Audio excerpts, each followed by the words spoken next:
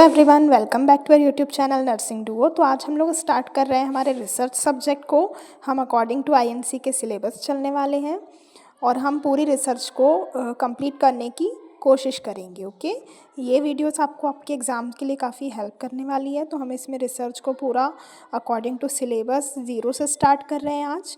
तो आज हमारी फर्स्ट इंट्रोडक्शन क्लास है जिसमें हम देखेंगे कि रिसर्च का मीनिंग क्या होता है और रिसर्च एक्चुअली होती क्या है। रिसर्च से ही आपको पता चल रहा होगा, मतलब हम दोबारा किसी चीज़ को सर्च कर रहे हैं। अगर हम रिसर्च वर्ड को तोड़ के देखें, री प्लस सर्च, री मतलब दोबारा से किसी चीज़ को सर्च करना और उसको और थोड़ी डेप्थ में स्टडी करना उसकी, तो वो उसे बोला जाता है रिसर्च। मतलब दोबारा से किसी चीज़ को अच्छे से और स्टडी करना, कुछ चीज़ें जो पहले से अच्छे से नहीं समझ आई हैं हम उसको और समझना चाहते हैं, तो उस चीज़ को हम कहते हैं रिसर्च। इसमें सबसे पहले इम्पॉर्टेंट है डेफिनेशन। रिसर्च की डेफिनेशन तो कंफर्म है कि एग्ज़ाम में इसका क्वेश्चन आना ही आना है। तो ये काफ़ी सारी डेफिनेशंस आपको सामने दिख रही है, आप इसमें से कोई भी डेफिनेशन लर्न कर सकते हैं अकॉर्डिंग टू योर कन्वीनियंस। हम यहाँ पे एक दो डेफिनेशंस को समझ लेते हैं। तो अकॉर्डिंग टू करलिंगर वाली हम देख लेते हैं कि रिसर्च क्या होता है। एक सिस्टमैटिक, कंट्रोल्ड, एम्पिरिकल और क्रिटिकल इन्वेस्टिगेशन होता है किसी भी नेचुरल फिनोमिना का, जो कि गाइड होता है किससे, थ्योरी से और हाइपोथेसिस से। हम आगे पढ़ेंगे कि हाइपोथेसिस क्या होती है।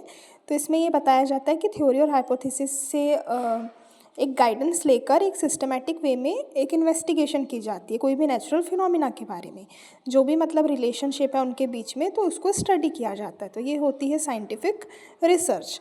और नेक्स्ट हमारी डेफिनेशन क्या कह रही है, जो रिसर्च होती है वो एक सिस्टमैटिक और साइंटिफिक प्रोसेस होती है जिसमें क्वेश्चंस के आंसर दिए जाते हैं। कौन से क्वेश्चंस, कोई भी फैक्ट के बारे में या फिर उन फैक्ट्स के बीच में रिलेशनशिप के बारे में, तो उसका आंसर दिया जाता है। ये एक एक्टिविटी होती है जिसमें जो अनआंसर्ड क्वेश्चंस होते हैं उनके आंसर्स को ढूंढा जाता है।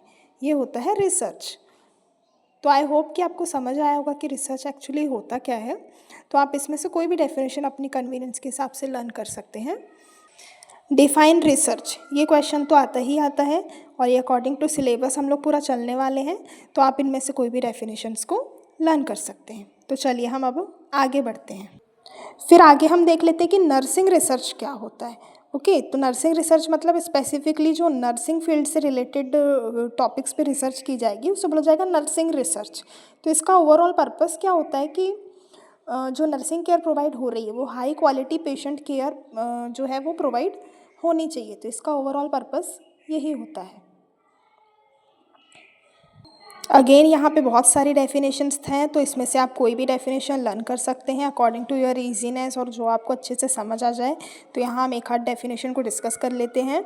नर्सिंग रिसर्च क्या होता है, एक वे होता है आइडेंटिफाई करने का न्यू नॉलेज को और इम्प्रूव करना अपनी प्रोफेशनल एजुकेशन और प्रैक्टिस को, रिसोर्सेज को इफ़ेक्टिवली यूज़ करना ताकि हम पेशेंट को अच्छे से केयर प्रोवाइड कर सके। तो ये डेफिनेशन हमारी किसने दी है, इंटरनेशनल काउंसिल ऑफ नर्सेस। तो ये हमारी डेफिनेशन हो गई।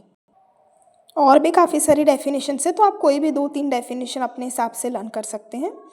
एक दो डेफिनेशन हम लोग समझते चल रहे हैं ताकि मीनिंग क्लियर हो जाए कि कौन सी डेफिनेशन क्या कह रही है। तो आज हमने हमारे इंट्रोडक्शन वाले पार्ट में ये देख लिया कि रिसर्च का मीनिंग क्या होता है, नर्सिंग रिसर्च का मीनिंग क्या होता है और उसकी डेफिनेशंस को समझ लिया। अब नेक्स्ट वीडियो में हम बाकी के सिलेबस को कवर करेंगे। Stay tuned for more such videos and thanks for watching.